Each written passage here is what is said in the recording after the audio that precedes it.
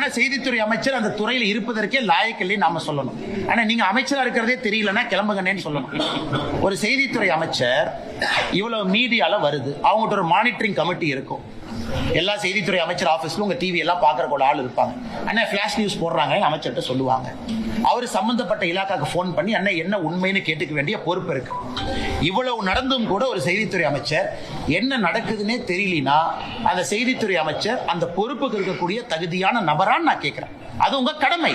ஊடகத்துறையை monitor பண்றது உங்க கடமை. ஊடகத்துறைக்கு ஹெல்ப் பண்றது உங்க கடமை. ஒரு பிளாஷ் நியூஸ் வந்தா ரியாக்ட் பண்ண வேண்டியது உங்க கடமை. மாநில அரசுக்கு பேசி அறிக்கை கொடுக்க வேண்டியது உங்க கடமை. இதையெல்லாம் நாங்க திமுகவின் மீது குற்றம் சுமத்தினா உடனே அறிக்கை வரும். நைட் 2 மணிக்கு அறிக்கை வரும். ஆனா ஒரு நியூஸ் ரிப்போர்ட்டர் தூக்கிட்டு போய் அடிச்சிருக்காங்கன்னு இவ்வளவு தூரம் பேசினதுக்கு அப்புறம் கூட எனக்கு தெரியலன்னு சொன்னாங்கன்னா எப்படி ஏற்றுக்க முடியும்? அதனால் ஸ்ரீரங்கத்தினுடைய தொகுதி மக்கள் அதை பார்த்துக்கிட்டு தான் இருக்கிறாங்க. அந்த பகுதியினுடைய மக்கள் அதை பார்த்துக்கிட்டு தான் இருக்கிறாங்க. கரூர் மக்களும் இதை பார்த்து கொண்டுதான் இருக்கின்றார்கள். காவல்துறையினுடைய அட்டூழியம், 41 பேர் இறந்ததிலிருந்து காவல்துறையினுடைய செயல் நடவடிக்கை எல்லாத்தையும் பார்த்துட்டு இருக்கிறாங்க. 2026 தேர்தல் அதற்கு பதில் சொல்லும்.